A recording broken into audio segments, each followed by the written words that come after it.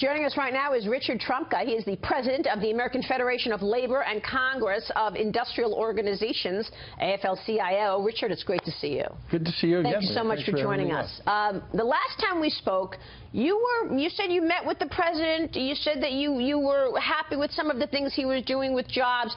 Give us your thoughts on the speech last night, first off. Well, I think it was probably one of his finest moments last night. I mean, there was a lot of things that he followed up on, promises that he made. It was a little short on detail, and I hope he starts to pivot from the promises to actually laying the groundwork to make a lot of things real. There were things that we agreed with, things that we didn't agree with, but I thought that his change of tone signaled, and I hope it signaled, that he's about to start doing business rather than playing for the camera. What do you want to see him do, Richard? Because really, people follow your lead. You're the face of the union, frankly. I mean, you're the leader there. So what do you want to see the president do? Well, when he ran, he said a couple of things. He said, one, I'm not going to let Wall Street get away with murder. And two, the economy works best when it works for workers. So people voted for him because they want the rules of the economy rewritten. Now, to his credit, I think last night he started talking about some of those rules, but not all of them. And some of the things he talked about were contradictory, like a big tax cut for corporations, but then embracing the Ryan health care plan that would tax the benefits of working Americans, the health care benefits of working Americans. So he's starting to rewrite those rules. He talked about trade. He talked about immigration. I was actually pleasantly surprised to hear him say that the system is broken and it's legal immigration as well as undocumented people. He talked about them a lot. But this is the first time you heard the president talk about legal immigration being used to drive down wages. We've been saying that for a long time. Yeah. Go ahead, Steve. Speaking of that, in this town there's some unusual alliances that are developing with President Trump, right? Everything about him is unusual. But one of it is labor and President Trump and the White House, I think, when it comes to trade.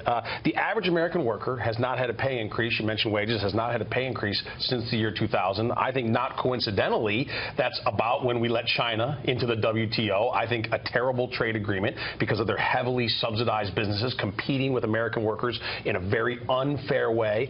Do you think that looking toward the future, that American wages can rise from smarter trade deals, and are you willing to partner with the White House? Is labor willing to partner with the White House on that agenda? Yeah, well, actually, wages started to stagnate before 2000. This is about a three-decade episode that Americans have been going through, and they're pretty fed up about it. And they believe, and I think rightfully so, that trade has had a real downward pressure on their ability to get wages. Because look, when you lose manufacturing jobs, you lose three other things. You lose the research and development that goes along with it, which gives us our edge. You lose the skilled workforce, but then all the other manufacturing jobs get degraded as well. So talking about trade the way he has, doing away with TPP was good. Talking about redoing NAFTA is good because those models have failed the country. The devil's always in the detail, and if he writes them the wrong way, they can make them worse. I don't anticipate that happening. And will we partner with him? Absolutely. Will we partner with him to try to rewrite the immigration rules of the country? Absolutely, because those will help workers. It will decrease the imbalance between corporate America and workers that are out there. That's what needs to be focused on. Yeah. He was a little light on that last night. One other point is corporations are feeling cautiously optimistic. Do you feel with the union members that they're having that same sentiment? You know, they've been beat down for 4 decades.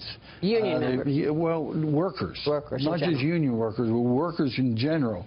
If you come from rural America, or Appalachia, where I come from, workers just feel like they've been left behind. That's why he won. Let's face it. That's right. And they wanted him to rewrite the rules of the economy, not for the rich, not for the wealthy, not for corporate America, and not for Wall Street, but for them.